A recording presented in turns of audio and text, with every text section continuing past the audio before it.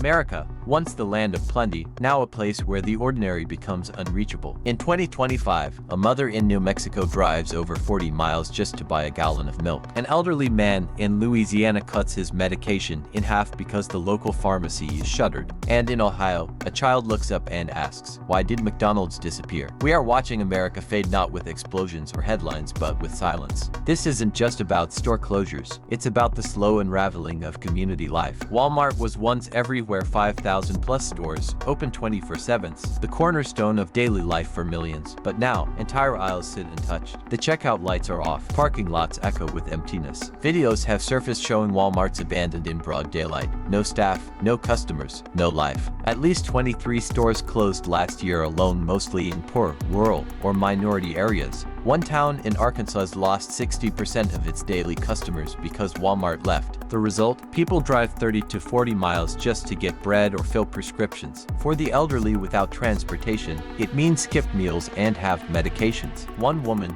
who once wheeled herself weekly to buy essentials, now waits for her granddaughter or simply goes without. But Walmart wasn't just a store. It was a hub where you grabbed pizza, filled your tank, got a haircut, met a neighbor. When Walmart goes, everything around it fades too. And that's just the beginning. Over 700 McDonald's locations have disappeared into years. These weren't failing businesses. They were pillars of memory, celebrating good grades, birthday stops, road trip breaks.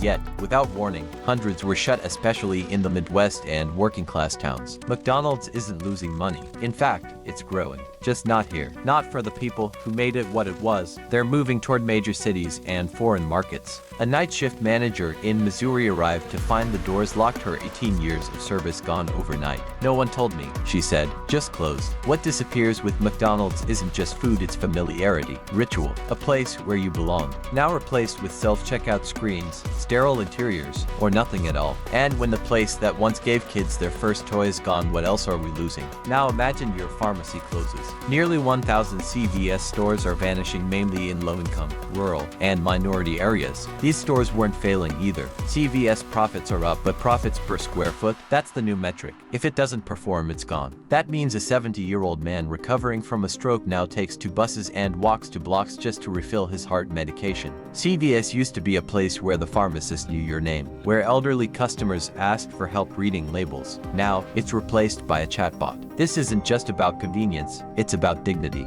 And when even medicine becomes a luxury, what does that say about our priorities? Once a beacon for the struggling family, Dollar Tree offered everything for $1. Birthday balloons, canned food, cleaning supplies. A single mother could walk in with $10 and come out with a week's worth of basic comfort. But now, Dollar Tree has raised prices, cut essentials, and closed over 600 stores. Not in Beverly Hills, in the neighborhoods that needed them most. Inflation, theft, low profit margins. These are the reasons given. But for the people who depended on it, the result is the same: another door closed. And the aisles that once held dignity for those surviving paycheck to paycheck, now filled with expired food and trinkets no one asked for. Applebee's wasn't glamorous. It didn't try to be, but it was warm. It was where families gathered, where parents celebrated birthdays on a budget, where Friday night had a table waiting. In the last 5 years, over 300 Applebee's restaurants have closed, mostly in the Midwest and South, the very places that made it successful. Why? Because families don't sit down anymore.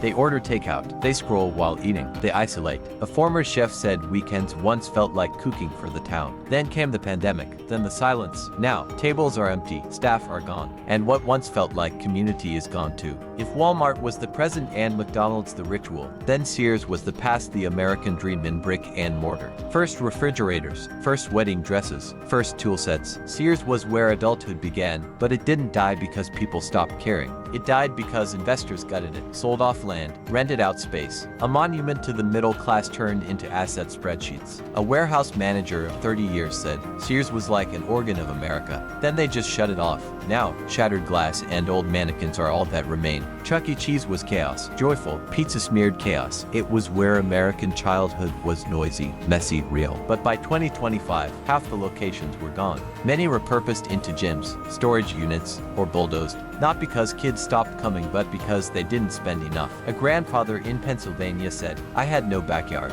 no pool, but I had Chuck E. Cheese." Now, he has a photo from 2019. That's it. Because when fun becomes unprofitable, even childhood is stripped away. Walmart, McDonald's, CVS, Dollar Tree, Applebee's, Sears, Chuck E. Cheese. Each one a memory, a moment, a lifestyle, a class. What we're watching isn't just corporate retreat, it's cultural decay. It's the quiet erasure of shared spaces, the invisible threads that made life feel human. And the scariest part, we're letting it happen, not with anger, not even with protest, just silence. Maybe it's time to ask, what was the last store that meant something to you that isn't there anymore? Because it's not just about where we shop, it's about who we were and whether we're okay letting that disappear too.